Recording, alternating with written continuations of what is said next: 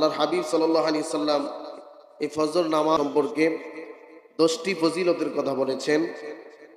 এক নম্বরে হলো ফজরের নামাজ যেই ব্যক্তি আদায় করবে সারা রাত্রভর তাহাজ্জুদ নামাজ পড়লে যে সওয়াব আল্লাহ তাআলা ফজর নামাজ পড়নেওয়ালা ব্যক্তির আমলে কতটুকু পরিমাণ সওয়াব দান করে দিবেন, সুবহানাল্লাহ করে বলেন। 2 নম্বর হলো ফজরের নামাজ হলো মুনাফিকদের জন্য কঠিন আর মুমিনদের জন্য সহজ। আল্লাহু আকবার বলেন। আল্লাহর হাবিব সাল্লাল্লাহু আলাইহি ওয়াসাল্লাম বলেন, ফজরের নামাজ মুনাফিকদের জন্য কঠিন এবং মুমিনদের জন্য ফজরের নামাজ হলো সহজ। প্রিয় ভাইয়েরা আমার, 3 নম্বরে আল্লাহর হাবিব সাল্লাল্লাহু আলাইহি ওয়াসাল্লাম বলেছেন, যেই ব্যক্তি ফজরের নামাজ আদায় করবে ওই ব্যক্তি আল্লাহ তাআলার জিহ্বার মধ্যে চলে যাবে। জোরে বলুন সুবহানাল্লাহ। 4 নম্বরে হলো আল্লাহর হাবিব সাল্লাল্লাহু আলাইহি ওয়াসাল্লাম বলেছেন, বুখারী মুসলিমের মধ্যে হাদিস এসেছে, যেই ব্যক্তি ফজরের নামাজ আদায় করবে আল্লাহ তাআলার ফেরেশতাগণ আল্লাহ তাআলার দরবারের মধ্যে এই ব্যক্তির প্রশংসা করবে। জোরে বলুন সুবহানাল্লাহ। 5 নম্বর হলো আল্লাহর হাবিব সাল্লাল্লাহু আলাইহি ওয়াসাল্লাম বলেছেন, যেই ব্যক্তি ফজরের নামাজ পড়ার জন্য হেঁটে হেঁটে মসজিদের মধ্যে যাবে এই ফজরের নামাজ আসরের ময়দানে তার জন্য আলো হয়ে দাঁড়াবে। জোরে বলুন সুবহানাল্লাহ। এরপরে 6 নম্বরে আল্লাহর হাবিব বলেন, যেই ব্যক্তি ফজরের নামাজ আদায় করবে আল্লাহ তাআলা তাকে জান্নাতের সবচেয়ে বড় নিয়ামত দান করবেন। অর্থাৎ জান্নাতীদের সবচেয়ে বড় নিয়ামত হলো আল্লাহর দিদার। জান্নাতি ব্যক্তি যখন জান্নাতের মধ্যে যাবে, ফজর নামাজ পড়নেওয়ালা ব্যক্তি যখন জান্নাতের মধ্যে যাবে, ওই জান্নাতের মধ্যে যাওয়ার পরে জান্নাতি ব্যক্তির জন্য সবচাইতে সুখবরের বিষয় হলো, ফজরের নামাজ পড়নেওয়ালা ব্যক্তির জন্য সবচাইতে বড় সুখবর হলো ওই ব্যক্তি আল্লাহর দিদার লাভ করবে। জোরে বলুন সুবহানাল্লাহ। আমার মুসলমান ভাইরা, এরপরে 7 নম্বর হলো যেই ব্যক্তি নিয়মিতভাবে ফজরের নামাজ আদায় করবে ওই ব্যক্তি কখনো জাহান্নামের মধ্যে প্রবেশ করবে না।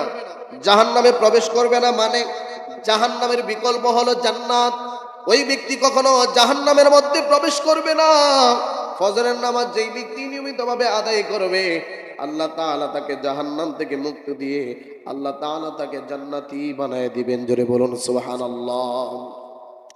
এরপরে 8 নম্বরে আল্লাহর হাবিব সাল্লাল্লাহু আলাইহি ওয়াসাল্লাম বলেন, যেই ব্যক্তি ফজরের নামাজ আদায় করবে আল্লাহ তাআলা তার উপরে বরকত দান করবেন। 9 নম্বরে হলো ফজরের নামাজের 2 রাকাত। ফজরের নামাজের যে 2 রাকাত সুন্নত দুনিয়ার জমিনের সবচাইতে দামি, সবচাইতে দামি। পৃথিবীর জমিনের মধ্যে যত স্বর্ণ নির্মাণ হবে, যত স্বর্ণ দুনিয়ার জমিনের মধ্যে আছে এবং আসবে, তার চাইতে দামি, তার চাইতে উত্তম হলো ফজরের 2 রাকাত সুন্নত। শুধু তাই নয়, অন্য এক হাদিসের মধ্যে আমি দেখলাম শুধু স্বর্ণ নয়, পৃথিবীর জমিনের মধ্যে যত স্বর্ণ আছে, যত মুক্তা আছে, যত হীরা আছে, পৃথিবীর জমিনের অতীতে ছিল, বর্তমানে আছে এবং ভবিষ্যতে আসবে, সবগুলিকে যদি একটা পাল্লার মধ্যে রাখা হয়, ফজরের 2 রাকাত সুন্নতকে যদি একটা পাল্লার মধ্যে রাখা হয়, এই ফজরের 2 রাকাত সুন্নত নামাজ বাড়ি হয়ে যাবে। জোরে বলুন সুবহানাল্লাহ।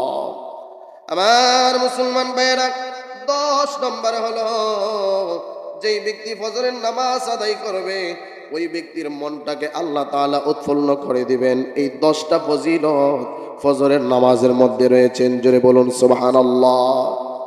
আমাদের আদি পিতার নাম হলো হযরতে আদম আলাইহিস সালাতু ওয়াস সালাম।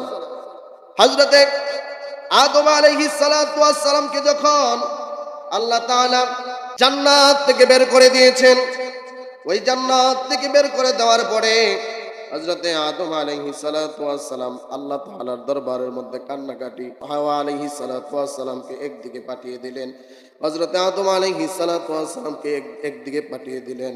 আমার মুসলমান ভাইরা, আল্লাহর দরবারের মধ্যে প্রতিনিয়ত কান্নাকাটি করতেছেন। কান্নাকাটি করতে করতে হযরতে আদম আলাইহিস সালাতু ওয়াস সালাম আল্লাহর দরবারের মধ্যে আমার নবীর উসিলা দিয়া যখন দোয়া করেছেন, আল্লাহ তাআলা হযরতে আদম আলাইহিস সালাতু ওয়াস সালামের দোয়া কবুল করেছেন। জোরে বলুন সুবহানাল্লাহ। হাদিসে মুবারকার মধ্যে এসেছে আদম আলাইহিস সালাতু ওয়াস সালামের দোয়াটা যেই সময় আল্লাহ তাআলা কবুল করেছেন ওই সময়টা ছিল ফজরের নামাজের সময়। আল্লাহু আকবার বলেন।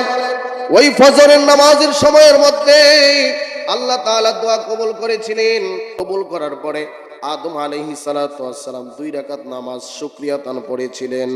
ওই 2 রাকাতকে আল্লাহ তাআলা এত পছন্দ করেছেন, কিয়ামত পর্যন্ত এই 2 রাকাত নামাজকে উম্মতি মুহাম্মদীর জন্য ফজরের নামাজ স্বরূপ ফরজ বানায় দিয়েছেন। জোরে বলুন সুবহানাল্লাহ।